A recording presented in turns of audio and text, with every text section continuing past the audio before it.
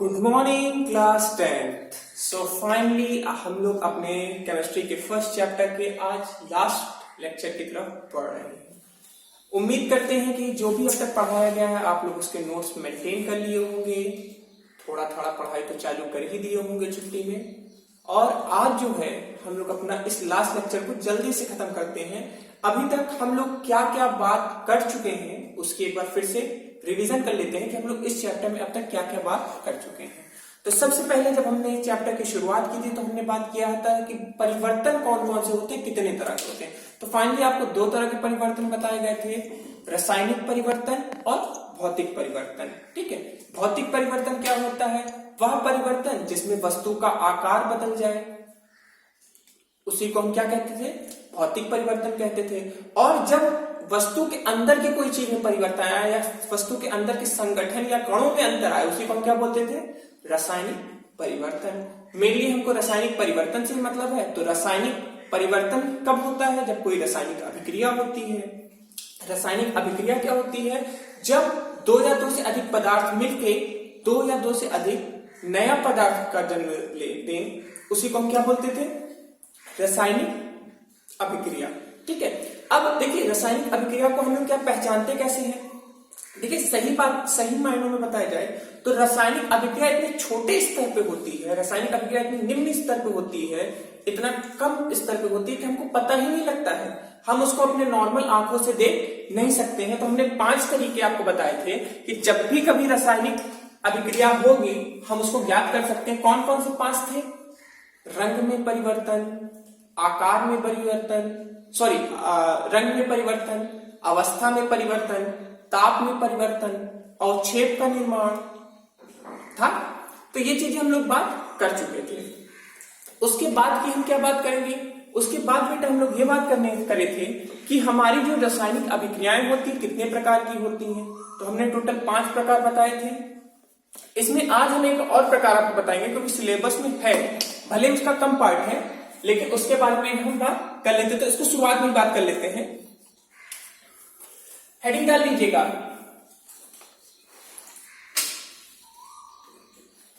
वियोजन अभिक्रिया।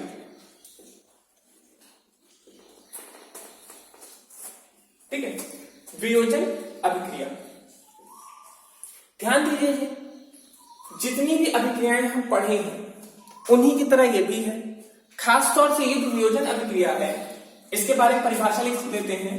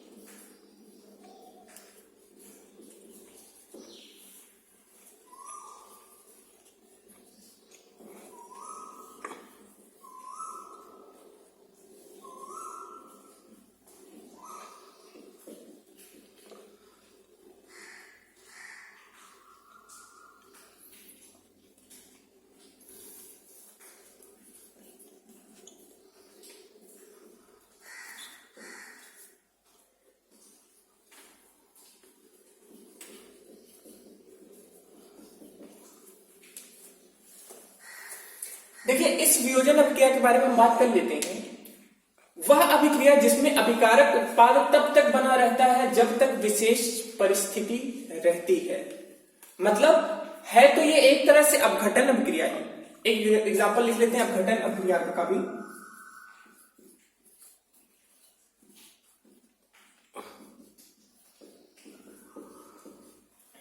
संतुलित नहीं है बट आपके एग्जांपल के लिए है, ठीक है।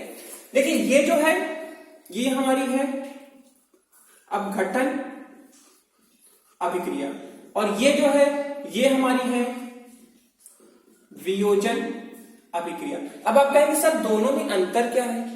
देखिए अंतर ये है कि हमारी ये जो अपघटन अभिक्रिया होती है ये केवल एक ही दिशा में चलती है। एक ही दिशा मतलब ये हमेशा अभिकारक से उत्पाद ही बनाएगी, कभी भी उत्पाद से वापस अभिकारक नहीं बनाएगी। लेकिन इस वियोजन अभिक्रिया में क्या होता है कि जब तक विशेष परिस्थिति है, विशेष परिस्थिति क्या हो सकती है कि हम उसको प्रकाश ऊर्जा दिए अभिकारक उत्पाद में टूट गया, हम उसको ऊष्मा दिए अभिकारक उत्पाद में टूट गया, हम उसको ताप दिए अभिकारक उत्पाद में टूट गया। लेकिन जैसे ही उस चीज को हटाया, जैसे जब प्रकाश में रखे तो वो टूटा था, लेकिन जैसे ही प्रकाश हटा दिए तो ये वापस पुनः क्या बन जाएगा? ये वापस उत्पाद बन जाएगा। मतलब ये जो वियोजन अभिक्रिया होती है वो दोनों दिशा में होती है, आगे भी और पीछे भी। जब तक विशेष परिस्थिति है तब तक ये उत्पाद बने हैं, जैसे वो विशेष परिस्थिति हटी ये वापस पुनः अपने पुराने रूप में आ गए। तो अपघटन और वियोजन अभिक्रिया में क्या अंतर है आप समझ गए? देखिए ध्यान दीजिए, यहां पे भी अभिकारक एक है, यहां पे भी अभिकारक एक है, यहां पे उत्पाद दो है, यहां पे उत्पाद दो है। मतलब एक तरह से अपघटन और वियोजन अभिक्रिया एक ही तरीके के हैं, बस अंतर क्या होता है? दो अंतर होते हैं। पहला अंतर आप इनको एरो से समझ सकते हैं। इसका एरो जो होता है केवल एक डायरेक्शन में होता है, लेकिन इसका एरो आगे भी और पीछे भी दोनों डायरेक्शन में आप एरो वियोजन अभिक्रिया के जब भी बनाएंगे कुछ इस तरीके से एरो बनाइएगा, ठीक है। मतलब जो हमारा अभिक्रिया हो रहा है वो आगे भी हो रहा है और पीछे भी हो रहा है, दोनों दिशा में हो रहा है। क्लियर है बात? वियोजन अभिक्रिया में अभिकारक उत्पाद बनेगा, उत्पाद वापस अभिकारक बन सकता है, लेकिन अपघटन अभिक्रिया में केवल अभिकारक उत्पाद बनेगा, उत्पाद कभी वापस अभिकारक नहीं बन सकता। ये चीज आप लोग एकदम ध्यान से नोट कर लीजिए। ये एक तरह से अपघटन ही अभिक्रिया का प्रकार है, बट आपके सिलेबस में था, मैंने कहा भले ही थोड़ा सा डिस्कस करें, उस चीज को डिस्कस कर देते हैं। हो गया? नोट कर लिए। अब देखिए अब हम लोग आगे चलते हैं। हम लोग का जो कल का लेक्चर जहां पे खत्म हुआ था उस लेक्चर में यह था कि हम लोग संतुलन करना सीख रहे थे। संतुलन करना सीख रहे थे। आज हम लोग वही चीज को आगे बढ़ाएंगे, ठीक है। एग्जांपल लिख लेते हैं KClO3 KClO2, ठीक है। हमको इतने में पूरा करना है, पूरा पहला दूसरा स्टेप कर देंगे। फर्स्ट स्टेप सबसे पहले तो क्या करते थे? सबसे पहले हम यही करते थे ना, हम दो लाइन खींचते थे। एक लाइन था अभिकारक का और एक था उत्पाद का। अभिकारक में क्या क्या है? K है, Cl है, O है, ठीक है। K कितने हैं? एक है। Cl कितना है? एक है। O कितना है? 3। अब उत्पाद की तरफ आ जाए। देखिए ध्यान दीजिए, आपको जितनी चीजें हैं, पहले जितने तत्व थे सबको हमने लिखा, और जितने तत्व अभिकारक की तरफ है, इधर 3 तत्व है तो इधर भी 3 ही तत्व होंगे। अगर चौथा तत्व आ गया इधर कोई नया और इधर नहीं है, मतलब आपका जो रासायनिक समीकरण वो तो पहले ही गलत हो गया, वो फिर आप क्वेश्चन लगा ही नहीं सकते हो। तो ध्यान दीजिए, जो तत्व इधर पाए जाएंगे वही तत्व उस तरफ भी पाए जाएंगे। अब हमारा काम क्या है? संतुलित करने में बस हम संख्याओं का इधर उधर कर सकते हैं। ये नहीं कि कोई नया तत्व उसमें ऐड कर दें, तो ये पॉसिबल नहीं। आप सोचिए कि इधर कोई तत्व है, उधर से हम इधर लाके ऐड कर दें, वो पॉसिबिलिटी बिल्कुल नहीं है, ठीक है। अब देखिए K कितना है? इधर उत्पाद की तरफ आ जाते हैं। हमने अभिकारक का लिख लिया। K कितना है? 1। Cl कितना है? 1। ऑक्सीजन कितना है? 2। तो देखिए ये ऊपर वाले दोनों तो संतुलित हैं, तो हमें उससे कोई दिक्कत ही नहीं है। बट नीचे वाले क्या है? असंतुलित है। तो सम संख्या 2, विषम संख्या 3। अब आप लोग ये ध्यान रखिए, अगर एक रहता है कहीं तो उसमें क्या करते थे, जैसे मान लीजिए एक तरफ 2 है एक तरफ 1 है, तो बहुत आसान है 2 से गुणा कर देते थे। लेकिन यहाँ पे क्या है, यहाँ पे 3 है और यहाँ पे 3 है, यहाँ पे 2 है। तो ध्यान दीजिए, इस केस में कुछ नहीं करेंगे, इधर वाली संख्या को इधर से गुणा कर देंगे, इधर वाली संख्या को इधर से गुणा कर देंगे। क्लियर है? और फिर से जो ऊपर हमको रासायनिक समीकरण दिया गया उसको लिख लें।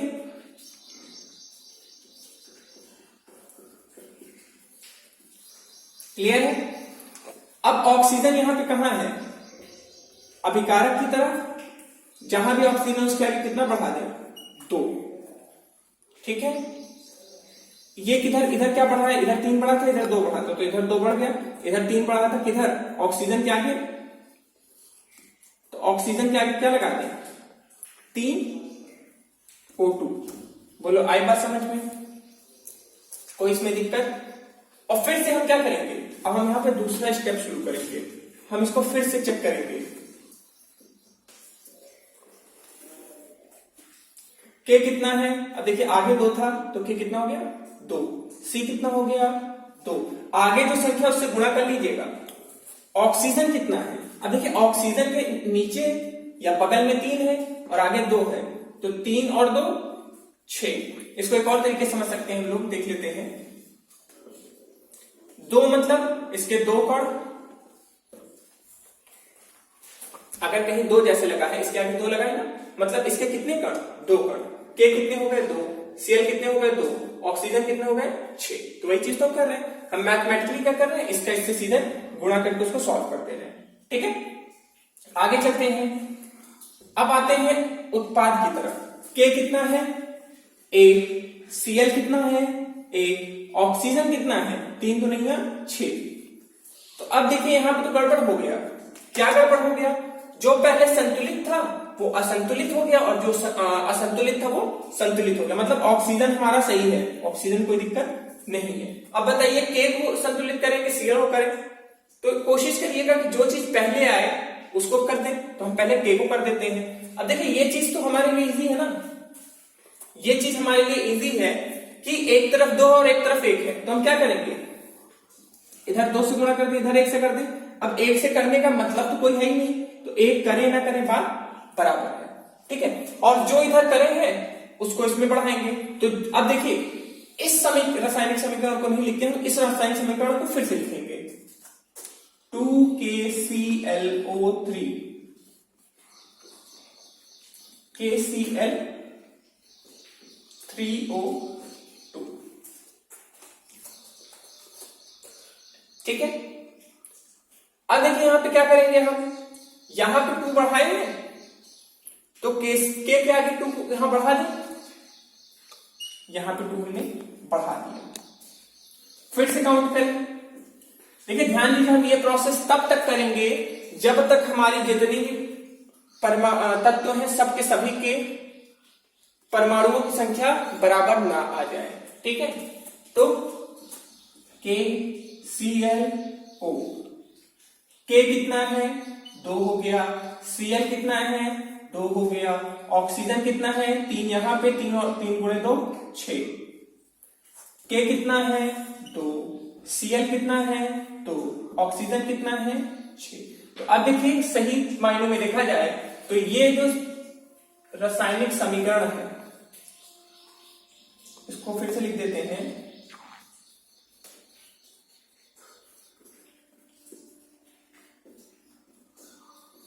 ये जो हमारा रासायनिक समीकरण है ये क्या है, ये संतुलित है। बोलो आई बात समझ में, इस चीज को आप लोग नोट कर लीजिए आराम से। इसको तो 3 बार समझने की कोशिश करिए, नहीं आए तो हमको जरूर इसके कमेंट बॉक्स में हमको कमेंट करिएगा। ठीक है, एक और क्वेश्चन ले लें।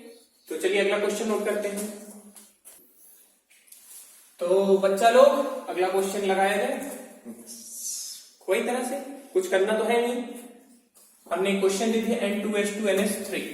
ठीक है, तो देखिए हमको सबसे पहले चेक क्या करना है, हमको चेक ये करना है कि ये संतुलित है कि नहीं है। तत्व कितने हैं, हमने कम ही तत्व दिए, ज्यादा तत्व भी नहीं दिए हैं, ज्यादा 2 तत्व हैं।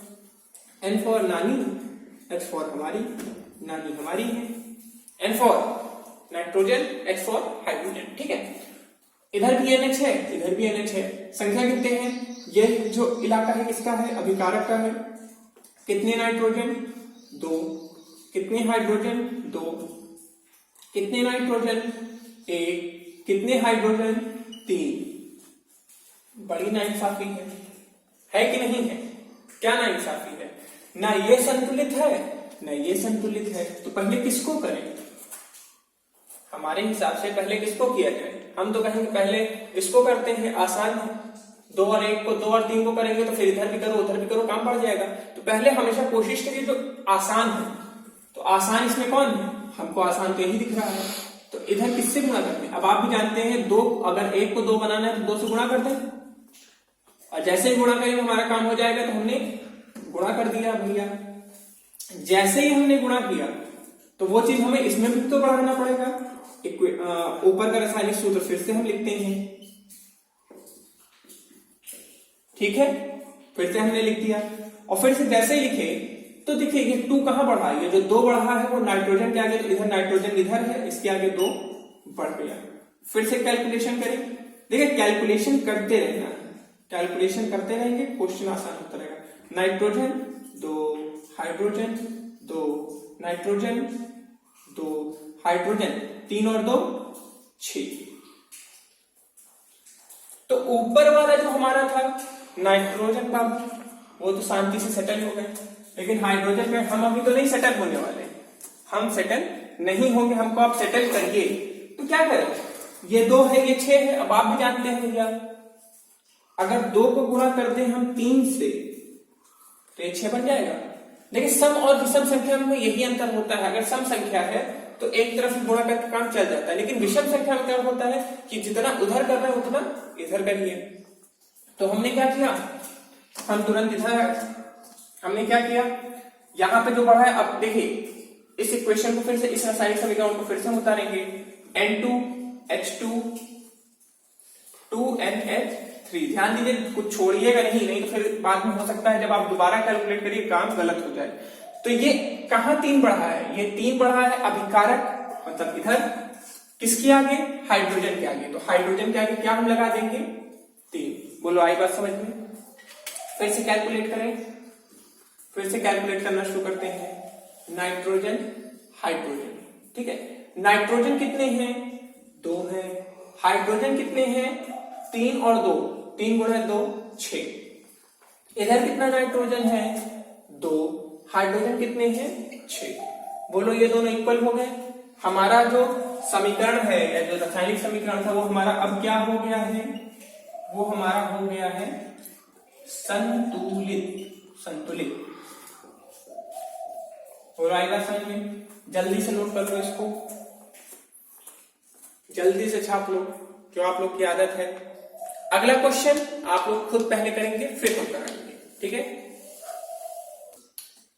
एक और क्वेश्चन हम लोग लेके आ गए हैं, इसका भी सर वही करना है जो इतनी देर से हम लोग कर करके परेशान हो चुके हैं। इसको भी हमको क्या करना है? संतुलित करना है। तो संतुलित कैसे करेंगे? फिर से वही, बोर हो चुके हैं लेकिन करते रहेंगे जब तक हम लोग को ये नहीं आ जाएगा। एकदम बोर हो गए, थोड़ा सा रेस्ट लीजिए, 5-10 मिनट, 15 मिनट, 20 मिनट हमको आप पॉज कर सकते हैं।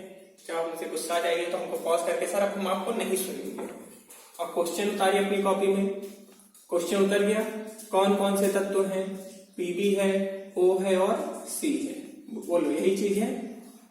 Pb मतलब लेड, O मतलब ऑक्सीजन, C मतलब कार्बन। पढ़े होंगे क्लास 9th में, जाहिर सी बात है छोटी मोटी चीजें हैं। अब देखिए यहाँ पे है क्या, सबकी संख्या काउंट करें। Pb 1 है, ऑक्सीजन 1 है, कार्बन 1 है। Pb 1 है, कार्बन 1 है, कार्बन 1 है, ऑक्सीजन 2 है। देखिए ये गलती मत करिएगा, थोड़ा ध्यान दीजिएगा, जिसके सामने है उसी के सामने संख्या को नोट करिएगा। जैसे अभी हमने गलती में क्या किया, हम जल्दी के चक्कर में कार्बन की संख्या को ऑक्सीजन में लिख दिए थे। अब देखिए बेचारे पीबी और कार्बन तो बहुत अच्छे लोग थे, संतुलित बैठे हैं, लेकिन बदमाशी कौन किया? बदमाशी करे ऑक्सीजन बाबू। ऑक्सीजन कहे कि हम बराबर नहीं है, हमको आप संतुलित करिए। तो आप तुरंत पहुंच गए वहां पे, आप कहे हम संतुलित करेंगे। अब आप भी जानते हैं एक तरफ 2 और एक तरफ 1 है, तो संतुलित करने के लिए उसको किससे गुणा कर दें? 2 से गुणा कर दें। हमने तुरंत 2 से क्या कर दिया? 2 से गुणा कर दिया। 2 से गुणा करेंगे तो वो चीज को हमको इस रासायनिक अभिक्रिया में भी बढ़ाना पड़ेगा, तो उस रासायनिक अभिक्रिया को हम फिर से लिखेंगे PbOC, तीर बनाएंगे PbOCO2। अब देखिए ये ऑक्सीजन के आगे बढ़ रहा है, किसके आगे?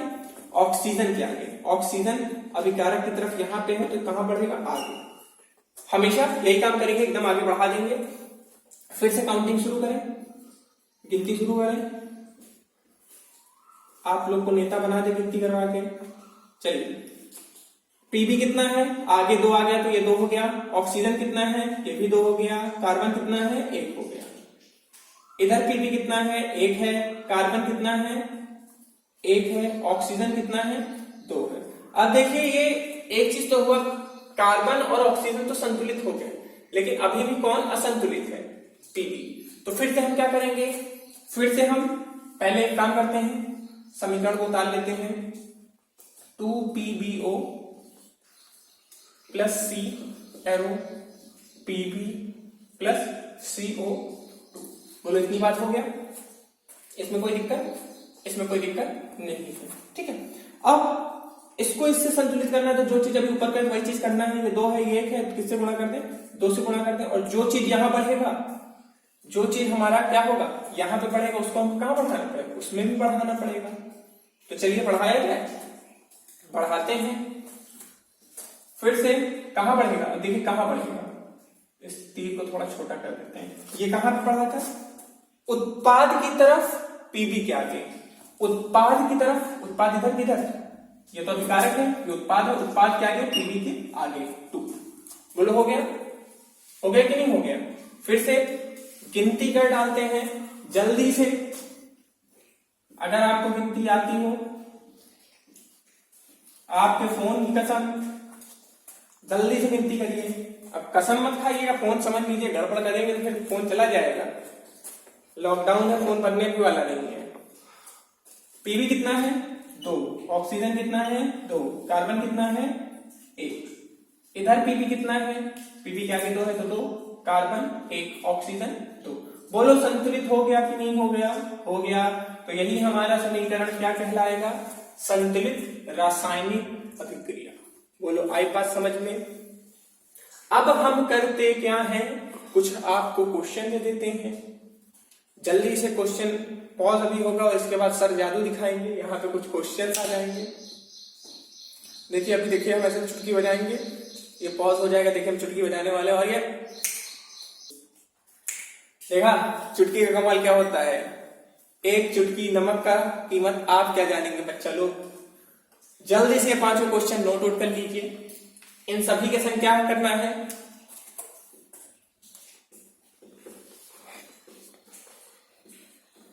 सब के सभी को क्या करना है? संतुलित। स्पेलिंग सही है ना? गड़बड़ तो नहीं है? हो भी सकती है, कोई बात नहीं। अभी क्या हम आप लोग संतुलित कर डालिए जल्दी से। ये 5 को आप संतुलित करेंगे और यहाँ पे हमारा जो केमिस्ट्री का पहला चैप्टर है, बड़ा प्यार के संग, बड़ा मेहनत के संग, बहुत रो के, बहुत गा के और फाइनली सर ने शर्ट आखिरी में बदल ही लिया। यहाँ पे हम लोग का लेक्चर क्या हो रहा है? खत्म। तो इसको पढ़ लीजिए, नोट्स बनाइए, और इन केस अगर आपको कोई टॉपिक नहीं समझ में आया तो इस पे हम लोग और लेक्चर कर सकते हैं। ऐसा नहीं कि और लेक्चर्स नहीं हो सकते हैं। तो अगर कोई चीज आपको नहीं समझ में आया, कोई चीज बच रहा हो या कोई टॉपिक छूट गया हो, हाँ आप लोग एक काम जरूर क्या करिए, यूपी बोर्ड का सिलेबस जरूर फॉलो करिए। इन केस जैसे हम कोई चीज भूल जाए तो वो चीज आप लोग हमसे बताइए कि सर ये चीज छूट गया, हमको पढ़ाइए जरूर। क्योंकि सिलेबस फॉलो करेंगे तो सिलेबस से ही चीजें आएंगी, और सिलेबस फॉलो करेंगे तो आप लोग आराम से ज्यादा से ज्यादा नंबर गेन कर सकते हैं। क्योंकि बुक जो हम लोग लेते हैं एनसीईआरटी से पढ़ते हैं, रेफरेंस बुक से पढ़ते हैं, तो एनसीईआरटी में हर चीज पढ़ने लायक नहीं होती, बहुत कम नॉलेज होता है। तो रेफरेंस बुक आप लोग लेते हैं और रेफरेंस बुक में बहुत ज्यादा चीजें होती है, तो हर चीजें हमको नहीं पढ़नी है रेफरेंस बुक से, हमको मेनली टॉपिक की चीजें पढ़नी है। और हाँ एक्स्ट्रा नॉलेज अब उसके बाद अगर टाइम हमको मिल जाए, उसके बाद हमारे पास टाइम है, तब आप लोग चाहेंगे तो रेफरेंस बुक से और एक्स्ट्रा चीजें पढ़ सकते हैं। बट सिलेबस ही का इतना है, बाहर जाने का क्या मतलब है? बात आई समझ में? तो वेल आज यहीं पे हम आप लोग को छुट्टी देते हैं। जल्दी से पैक करिए और घर में, अरे सर घर ही में है, चलिए फिर यहीं पे छुट्टी लीजिए, बाय बाय।